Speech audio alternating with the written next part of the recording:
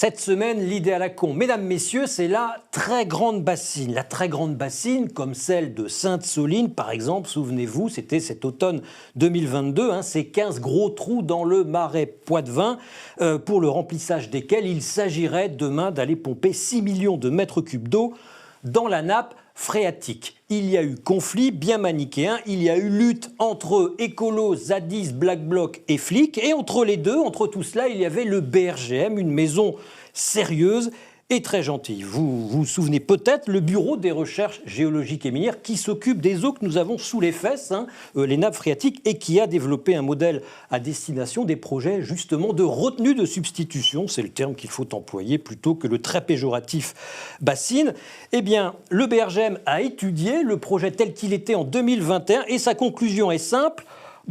Tout va bien parce que grâce au projet, on pourrait améliorer et le niveau et le débit des cours d'eau et même le niveau des nappes et même le niveau et la bonne santé des zones humides tellement emblématiques du marais Poitevin. Donc, tout va bien. Ce que dit le BRGM, vous l'avez très bien dit, moins 1% de débit l'hiver, ce qui évite les inondations, et plus 6% de débit l'été, ce qui garantit pour les poissons. Mais c'est théorique, c'est une simulation. Oui, mais enfin, c'est le BRGM, donc c'est un établissement sérieux.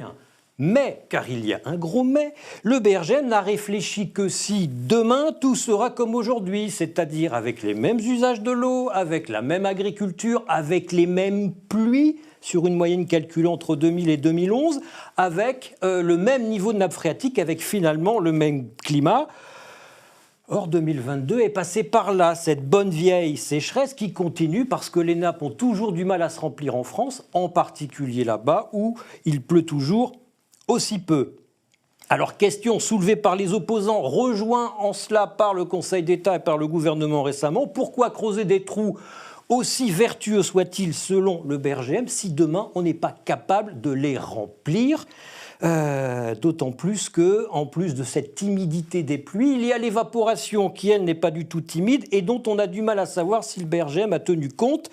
La littérature scientifique nous dit qu'une bassine façon Sainte-Soline perd entre 5 et 60% d'eau entre l'hiver et l'été par évaporation. Disons qu'il y a une moyenne de 30 à 40% qui partirait dans l'atmosphère et qui donc ne resterait pas pour l'usage agricole. Et en tout cas, c'est de l'eau, disent les opposants, qui ne reste pas dans les milieux naturels. Et les opposants, rejoints par une partie du monde agricole et par les scientifiques, disent que la meilleure des bassines, hormis la nappe phréatique, c'est le sol. Un sol non travaillé, très peu labouré, voire pas du tout. Un sol uniquement travaillé par les êtres vivants qui s'y trouvent, par les racines aussi, par les vers de terre, les colamboles, etc. Un sol couvert en permanence, c'est un sol qui ne perd pas son eau, au contraire, qui s'en imprègne.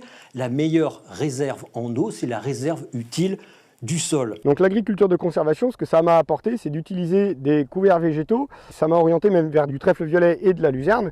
Et là, on arrive à avoir des fourrages de très grande qualité avec une très grande valeur en protéines. Et en fait, ce qu'il faut juste apporter à ça pour engraisser des animaux, c'est de l'énergie en concentré, donc de l'orge aplatie. D'ailleurs, pendant la sécheresse de 2022, les agriculteurs dits en conservation des sols ont été moins affectés que leurs collègues. Alors passons toute l'agriculture française en conservation des sols. Oui, on y va tout doucement, mais ce sera un peu lent. En attendant, pourquoi ne pas creuser des bassines un peu partout ? Parce que, répondent opposants et beaucoup de scientifiques, elles sont perverses. C'est l'assurance qu'elles donnent n'incite pas à changer les mauvaises pratiques. Je sais que j'ai de l'eau à disposition parce que j'ai une réserve, donc je produis comme avant. Puis si j'ai plus d'eau, je vais construire d'autres bassines. Ça est observé partout dans le monde, en particulier en Espagne. La bassine, c'est un réflexe, c'est la course aux armements pour garder l'eau pour soi. Cela dit, être totalement contre les grandes bassines, c'est comme être totalement pour l'irrigation. La vérité est entre les deux. En Occitanie, par exemple, même les maraîchers les plus écolos, même les néo-ruraux les plus bobos n'envisagent plus du tout de travailler sans irrigation. C'est la région qui est la plus grande victime du changement climatique aujourd'hui au niveau de l'eau. Et même là-bas, les gestionnaires des barrages dévoués à l'eau potable disent en off qu'ils aimeraient bien avoir de nouveaux barrages. Bref, la construction des retenues d'eau, c'est pas un tabou en soi, mais elle devrait être la dernière solution quand on a tout essayé. En tout cas, elle devrait être décidée à l'échelle d'un territoire, à l'échelle de la parcelle, à l'échelle de l'exploitation, mais quand tous les usagers de l'eau ont réellement discuté entre eux. Sinon, ça restera toujours Une idée à la con.